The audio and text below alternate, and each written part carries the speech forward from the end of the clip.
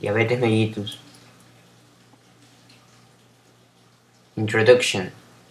Diabetes mellitus is an abnormality in blood glucose regulation and nutrient storage related to an absolute deficiency of insulin or resistance to the actions of insulin. In the United States alone, diabetes mellitus affects 23.6 million people, or approximately 7.8% of the population. Type 1 diabetes, which is caused by an absolute deficiency of insulin, accounts for 1 million of these people, with the remainder having type 2 diabetes. Type 1 diabetes results from the body's failure to produce insulin and currently requires the person to inject insulin or wear an insulin pump. This form was previously referred to as insulin-dependent diabetes mellitus or juvenile diabetes. Type 2 results from insulin resistance, a condition in which cells fail to use insulin properly, sometimes combined with an absolute insulin deficiency. This form was previously referred to as non-insulin dependent diabetes mellitus or adult onset diabetes. Third form. Each gestational diabetes occurs when pregnant women without a previous diagnosis of diabetes develop a high blood glucose level. It may precede development of type 2 diabetes.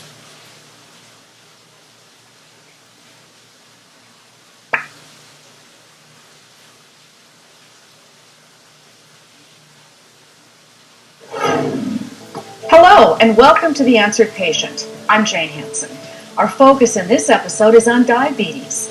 We'll investigate the different types of diabetes and how they are diagnosed. We'll also tell you some of the symptoms of this disease, as well as how it might affect your body. We'll provide you with strategies like the daily monitoring of your blood sugar levels called glucose so that you can keep your diabetes under control. We'll also give you some tips about diet and exercise, which will lessen the complications of this disease. Just losing a little bit of weight is often enough to get the diabetes under control. Even if you don't have diabetes yet but think you might be at risk for this disease, these tips might also help in preventing the development of some types of diabetes. But first, here's something you need to know. Despite the best efforts of researchers and doctors all over the world, there is currently no known cure for diabetes. But as we'll illustrate, the care and treatment of diabetes has dramatically improved in recent years, making it a disease you can learn to live with. So what exactly is diabetes? Diabetes is a metabolic disorder of the pancreas, a small gland located below and just behind the stomach. The pancreas produces a hormone called insulin, which helps deliver glucose into every cell of the body. The symptoms of this disease can be serious: dehydration, which might cause extreme thirst, unexplained weight loss, changes in vision, and extreme fatigue. Left untreated, diabetes can lead to a host of devastating complications to almost every cell and organ in the body. It is currently estimated that in the United States alone, nearly 20 million people have diabetes and many more have prediabetes.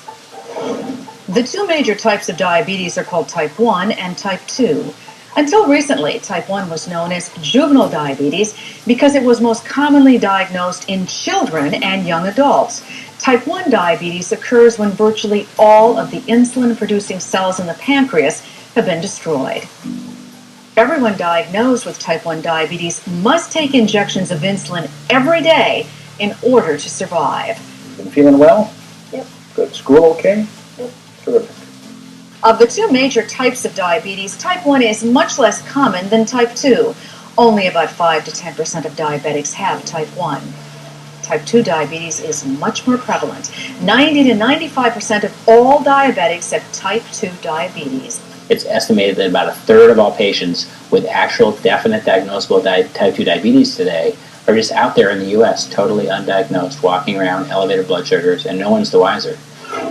There are several risk factors for type 2 diabetes, including family history, high cholesterol, You can open your hand if you'd like. and high blood pressure. But the leading cause of type 2 diabetes is obesity. And 80 to 90% of people with this type of diabetes are overweight. Other risk factors include race and ethnicity. For example, we know that in the United States, African Americans, Hispanics, and Native Americans are 2 times more likely to develop type 2 diabetes than Caucasians. I had a severe headache I couldn't get rid of for 2 days. Because the symptoms of type 2 diabetes are often subtle, some people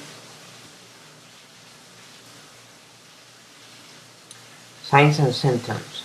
The classic symptoms of untreated diabetes are loss of weight, polyuria, frequent urination, polydipsia, increased thirst, and polyphagia, increased hunger. Symptoms may develop rapidly, weeks or months, in type 1 diabetes, while they usually develop much more slowly and may be subtle or absent in type 2 diabetes.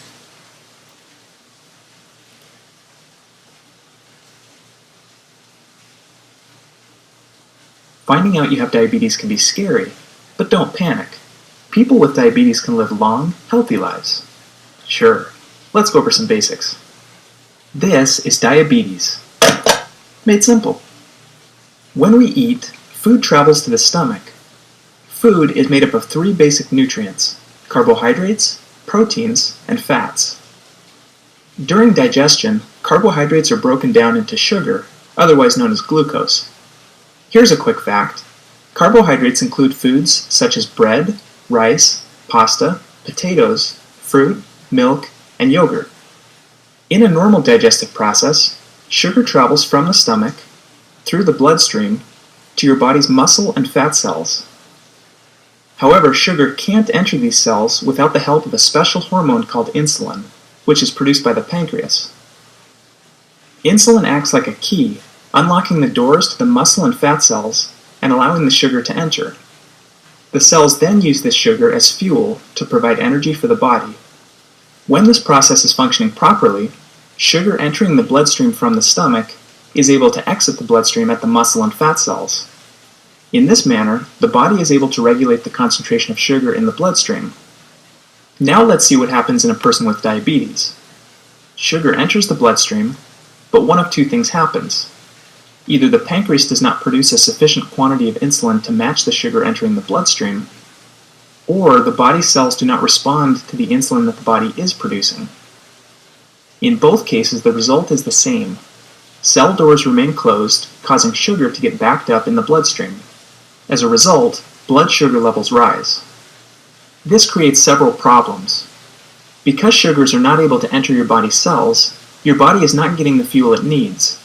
As a result, you may feel tired or fatigued.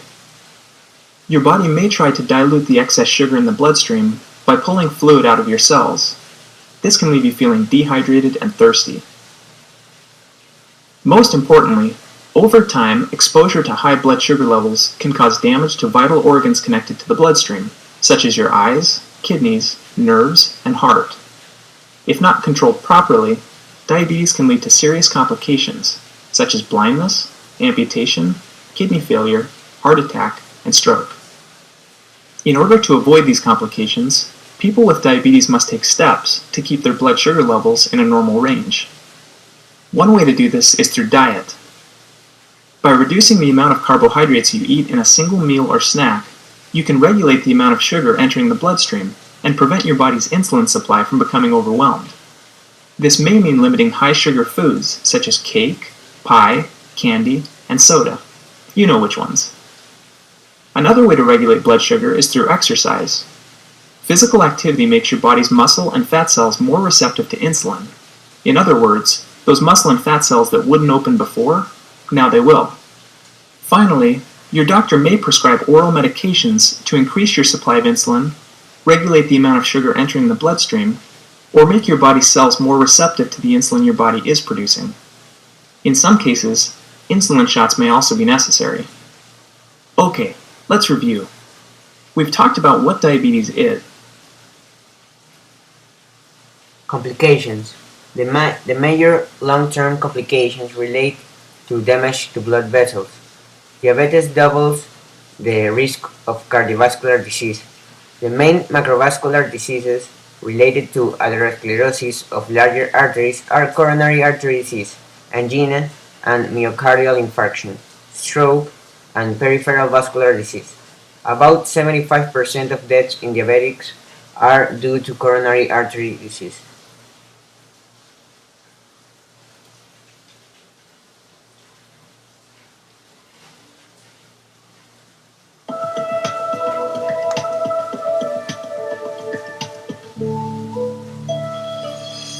Thanks for choosing Healthy Nation. I'm Pat Murphy.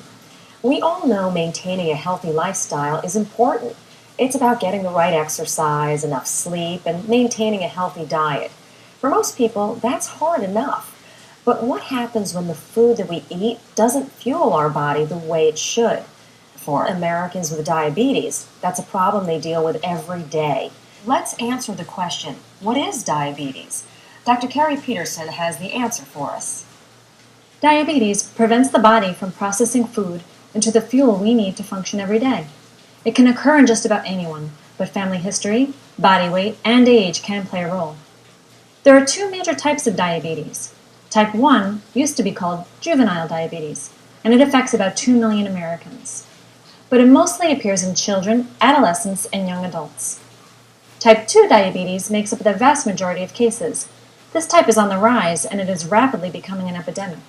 The main reason for this is because of the increase in overweight children and obese adults. Type 2 diabetes used to affect adults almost exclusively, but now we are seeing it more often in younger people, again because of this rise in childhood obesity. Now let's go inside the body to explain how diabetes works.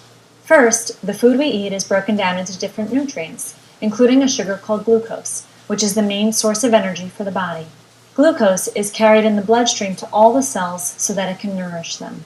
But glucose cannot pass into the cells without the help of a hormone called insulin. Insulin acts as a key that fits into a lock on the cell's outer wall that opens a cell and allows glucose to enter. Insulin is created in the pancreas, which is a gland located behind the stomach. The liver also plays a big role by removing excess glucose from the bloodstream and storing it for later use. For type 1 diabetics, their bodies don't create any, or at least not enough, insulin to regulate sugars. This is why diabetics can develop extremely high levels of glucose in the blood. For many type 2 diabetics, the disease begins in adulthood when their cells develop a resistance to insulin. In other words, the key doesn't work properly in the lock, so sugar doesn't get into the cell. Typically, this resistance triggers the pancreas to create more insulin to handle the rise in blood sugar. But over time, in some people, the pancreas tires out and slows the production of insulin or even stops producing it altogether.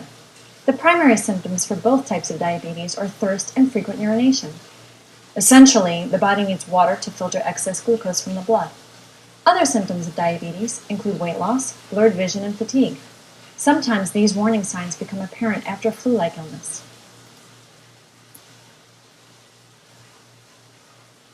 Management. Diabetes mellitus is a chronic disease for which there is no known cure except in very specific situations. Management concentrates on keeping blood sugar levels as close to normal, euglycemia, as possible, without causing hypoglycemia. This can usually be accomplished with diet, exercise, and use of appropriate medications, insulin in the case of type 1 diabetes, oral medications as well as possible insulin in type 2 diabetes.